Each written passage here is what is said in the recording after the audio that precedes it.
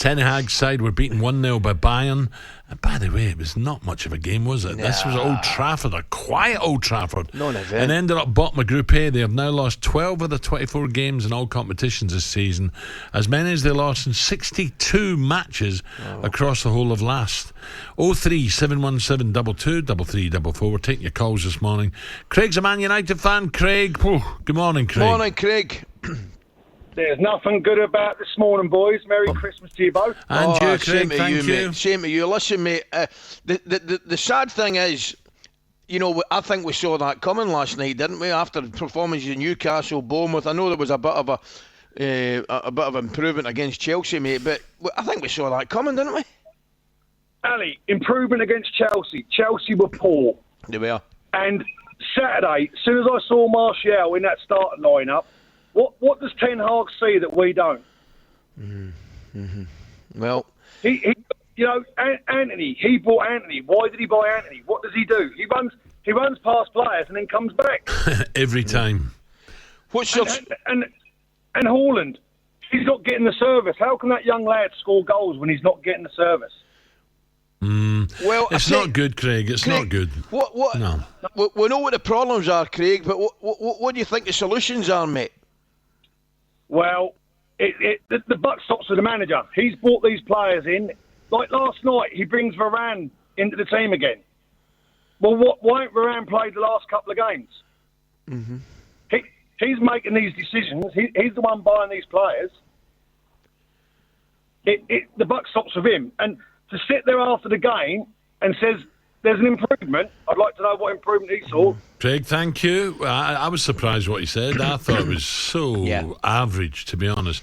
I wonder what Micky Gray thought. Let's go to Micky now. Micky, a very good morning. Morning, Micky. Morning now, morning Coach D. Yeah, I understand where Craig's coming from, and United fans are massively frustrated. You could tell with the mood of the crowd last night, Micky. After the game, he said, "No, I was quite pleased. We played." I'm like, whoa, what game were you watching, Micky? What did you think of last night?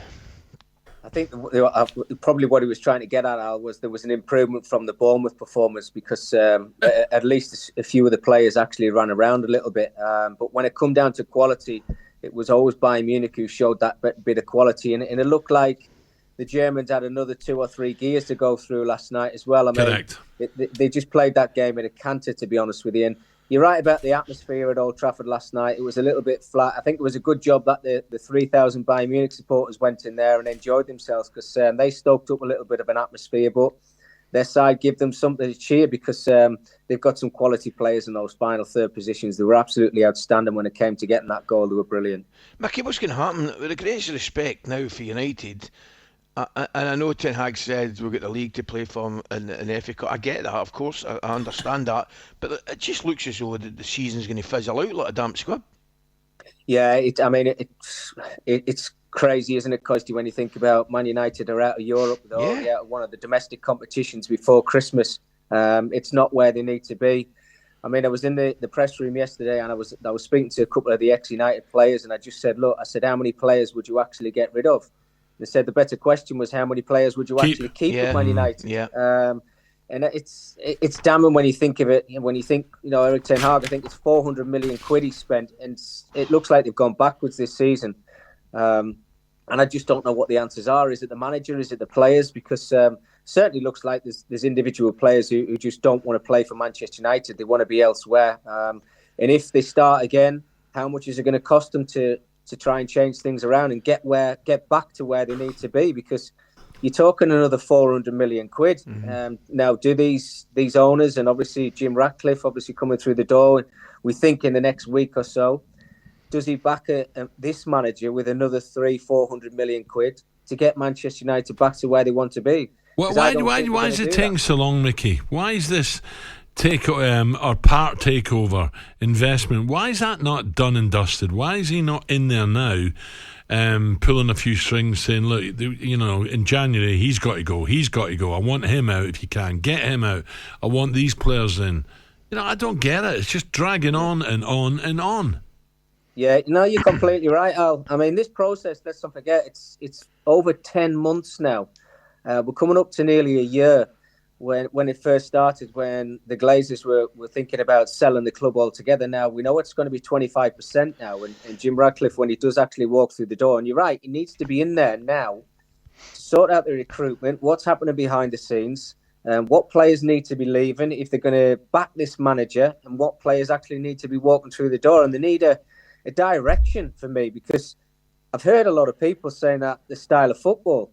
What style of football are Manchester United playing? Well, at the minute, it's not a very good style of football. What if let me ask you this, Mickey. If he was there last night and he goes to Anfield at the weekend, they get battered 3 or 4. What's to stop him saying, I better think twice about it. I want to get involved in this. You're completely right, Al. I mean, they've got Liverpool at the weekend. It looks like there's going to be no Harry Maguire. Luke Shaw went off at half-time injured as well. Rafael Varane went off at the end of the game. So I don't know what the back four is going to be. Never mind their midfield in their forward line. And that's why I asked the question, if when they do walk through the door, Jim Ratcliffe and the people he's going to bring through, are they going to back this manager? I was in the press conference at the end of the game, and there's the aura. There's just no aura about him at the moment. Whether he's obviously feeling the pressure in the stain, but Thomas Tuchel came in the press room, smiling, obviously happy because his side have got a result. But he just felt like he had a direction with his team, and he knew exactly where he wanted to go. And he used to say that. I actually said it to Adrian Durham. I went and said, "Would you like to see him at Manchester United?" And he said, "Well, why not? They need a direction of somebody to walk through the door who's actually going to take Manchester United and get them back to where they should be." TalkSPORT Breakfast with Alan Brazil. Thursday and Friday morning, 6 till 10. On AM, on DAB, via the TalkSPORT app and on your smart speaker. TalkSPORT.